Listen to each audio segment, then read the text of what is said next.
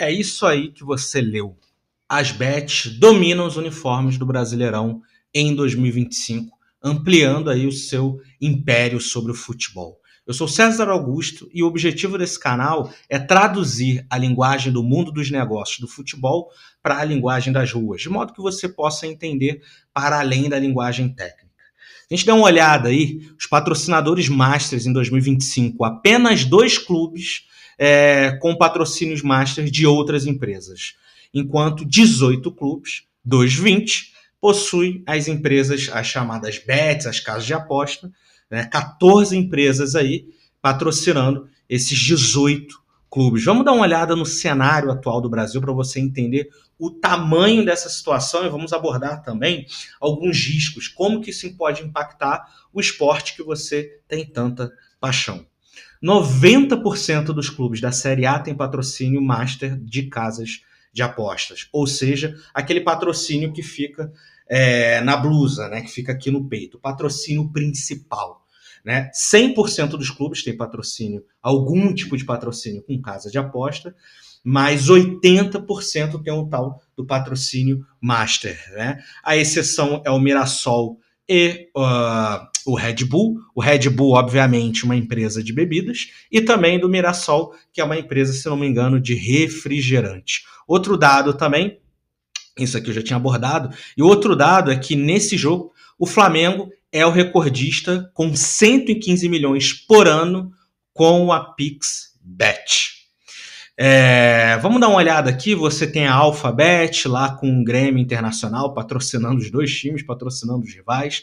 Você tem a Betfair com Cruzeiro e Vasco, o Sport da Sorte com o Ceará e o Corinthians, a Superbet com o Fluminense e o São Paulo, a Bet7K com o Vitória, a Bet Nacional com o Sport, a Blazer, a tão polêmica Blazer com o Santos, o Viva Sorte Bet do Bahia, do Grupo City, H2Bet com o Atlético Mineiro, a Cassino Bet com o Fortaleza, PixBet com o Flamengo, Sporting Bet com o Palmeiras, a Stake com o Juventude e a VBet com o Botafogo. É até perigoso esse símbolo aqui, né? Que a gente sabe do jeito que tá, que dependendo de onde tiver esse símbolo aqui, coitado do torcedor, pode até sofrer alguma coisa. Né? Mas não vou entrar no mérito. Como eu disse, a exceção aí daqueles que têm patrocínio master é a Red Bull, obviamente. A Red Bull é uma empresa fora da curva, né? Os caras têm dois times de Fórmula 1, 2 equipes, assim. A Ferrari tem uma equipe.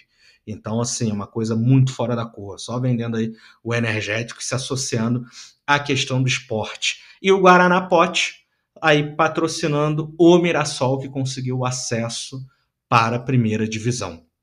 O Brasil é o terceiro maior mercado do mundo nas apostas esportivas e tem aí um crescimento acelerado, um crescimento muito rápido nos últimos anos e teve uma regulação, uma série de regras e leis recentemente. Né? E aí acabou repetindo aqui, né, o recorde do Flamengo aí de 115 milhões por ano com a PixBet. Porém, não em tudo são flores, né? Claro que se envolver com casa de apostas traz impactos e riscos. O primeiro é que isso elevou o valor dos patrocínios, tá? Então, de certa forma, tornou muito mais caro o orçamento das empresas que não são bet para investir no futebol. O que fez com que essas empresas passassem para investir em outras mídias, focando em quem faz a transmissão do futebol, ao invés de investir diretamente nos times, influenciadores digitais de nicho e outros tipos de mídia com marketing de conteúdo. Porque realmente o futebol dominado aí pelas bets fica um jogo muito difícil de você entrar para patrocinar. Se você reparar, quem patrocina o futebol, além da casa de apostas, geralmente são grandes empresas como bancos, empresas de telecom, de telefonia e grandes grupos de varejo, né? Como, por exemplo, o Mercado Livre. Então, as casas de aposta inflacionaram o valor dos patrocínios e isso se reflete também no salário dos atletas.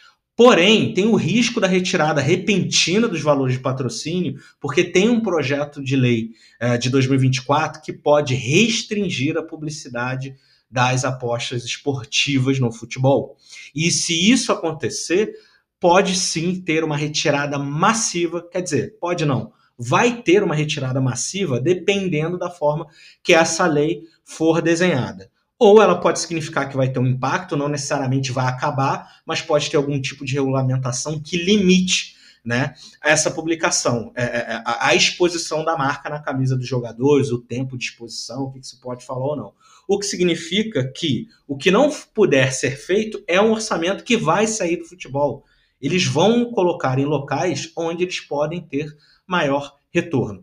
E também tem um risco óbvio de conflitos de interesse. Com certeza que esse domínio, essa hegemonia que agora as casas de aposta têm no futebol, gera um conflito de interesse enorme, como a gente viu aí no caso de jogadores aqui no futebol brasileiro envolvido com esquemas de apostas, tá? Para a gente ter um efeito de comparação, vamos dar uma olhada como que é na Europa hoje, tá? Na Inglaterra, 100% dos clubes têm parceria, sendo que 55% deles, um pouco mais da metade, tem as bets como patrocínio master, né, ali no centro da camisa. Mas a Inglaterra também é um país que historicamente tem essa tradição das apostas. Na Inglaterra as pessoas apostam em tudo, né? Você, por exemplo, não sei se isso mudou hoje em dia, se teve alguma regulamentação por parte do parlamento britânico. Mas era muito comum na Inglaterra, por exemplo, o seu filho nascer e você apostar que com X anos ele viraria jogador do Real Madrid.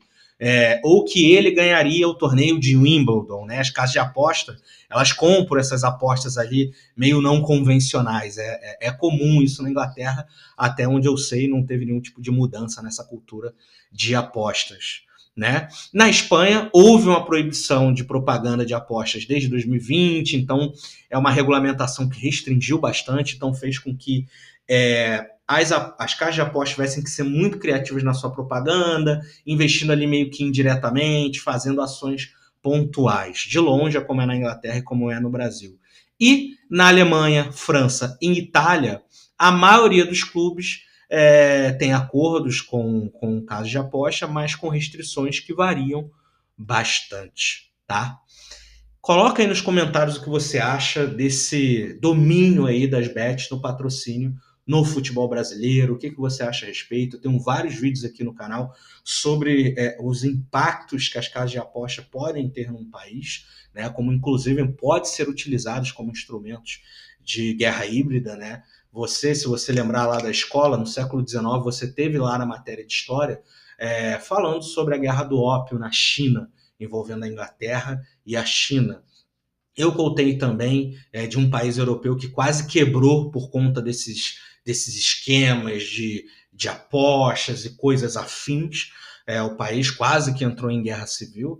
E no Brasil a gente sabe do impacto que elas têm aqui. Então coloca aqui nos comentários o que você acha, porque o comentário de vocês ajuda muito o canal e é um bom ponto de discussão para a gente evoluir nesse tema, tá bom? Quando eu tiver novidades eu trago aqui para você. Forte abraço e bom jogo!